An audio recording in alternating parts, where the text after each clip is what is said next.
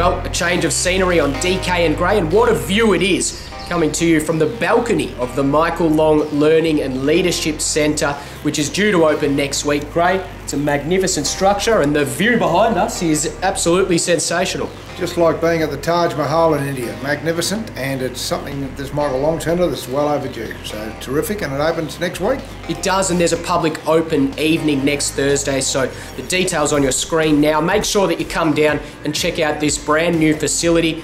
A good opportunity for you to have a look at the future of Territory footy. And speaking of the future, a new chapter will be written this weekend in the preliminary finals, Graham.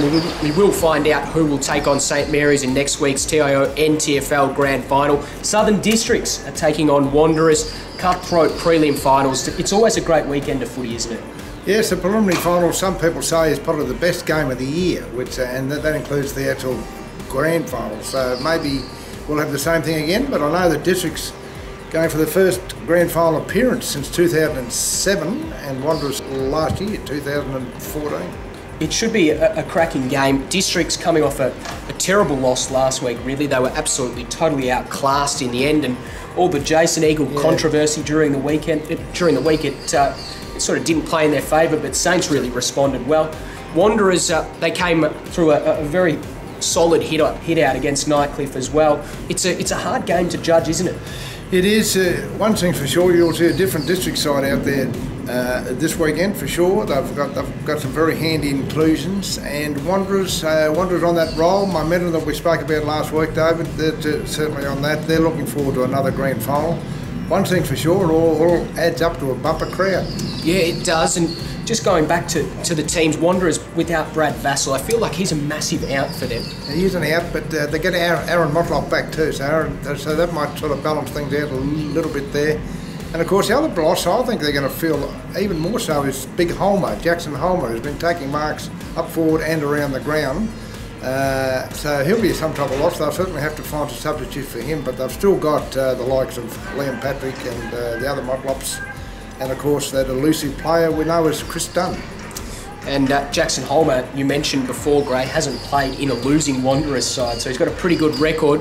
Amazing. For Districts, Jared Brennan comes back in, huge inclusion as well. He will. I reckon they'll play him down back too. I reckon that's what he'll be earmarked for, a key defensive role. I don't think we'll see much of him up forward, which leaves a goal kicking then to the likes of Will Farrer. The other boys down there, Troy Taylor, and of course the guy you spoke about, Mr Eagle. Will he kick 5 or 6 and win the game for Districts? Southern Districts and Wanderers, a big preliminary final coming up on Saturday evening. And then on Sunday evening, Gray, it's Territory Footy's Night of Nights. Yes. The Nichols Medal, we celebrate the best players in the league, not only in the Premier League, but in all the grades. It's always a cracking night, isn't it?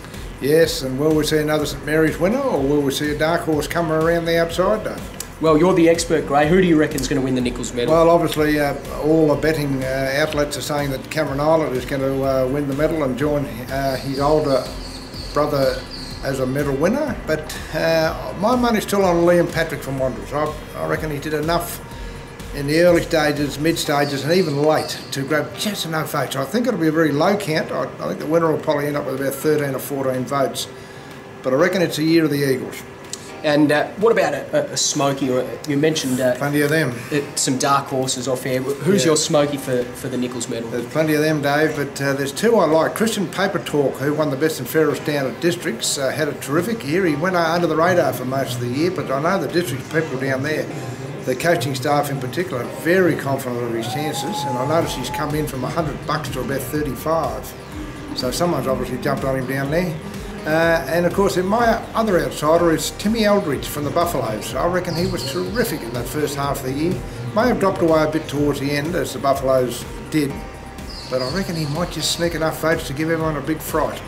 So, Liam Patrick to win, Smoky's Christian Paper Talk and Tim Eldridge. I'm going to go with Ross Tungatala to win for me. I think he's had a magnificent season. The Bombers have won enough games, and I agree with you. I think that Christian Paper Talk is a legitimate chance of winning the medal. He's played most of the games this year, and that's something that Southern Districts have, is continuity in their side, and they have done all year. I reckon Paper Talk's a very good chance, but we'll have to wait and see until Sunday. Let's digress back to Saturday, Gray, because it is grand final week for the women. and Waratah and Tracy Village will meet each other in the women's grand final this Saturday, and that'll be live on AFLN TV, of course. Yes, the battle of the ladies, Waratahs and Tracy Village. Waratahs in their 8th grand final, Dave, 8th women's grand final, which is a terrific effort. Of course, Tracy Village are the Minnows. They're in their very first. What an effort from Tracy Village. They just moved into the comp 3 years ago, and they're already in a grand final. I think that's an amazing achievement, isn't it? Done very well. They finished last in their first season, made the preliminary final last year when they were beaten by the Buffaloes. They've gone one step better to make the grand final this year. Terrific effort there by the Razorback ladies. Well, I spoke to both coaches, both of them are confident, Colleen Gwynn and Dennis Lou Fat. Hopefully it should be a cracking game. Gray, a quick tip on that game for you?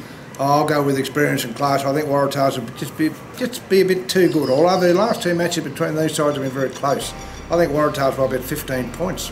Yeah, I think I tend to agree with you there, Gray. I think that Waratah might just take the cake in the women's grand final. But a huge weekend of territory footy once again. Plenty of action on AFLN TV. Under-18s preliminary final, Division 1 preliminary final, and of course the women's grand final. All live on AFLN TV, so make sure you tune in for that. But from us here at the Michael Long Learning and Leadership Centre today, we'll see you next time on DK and Gray.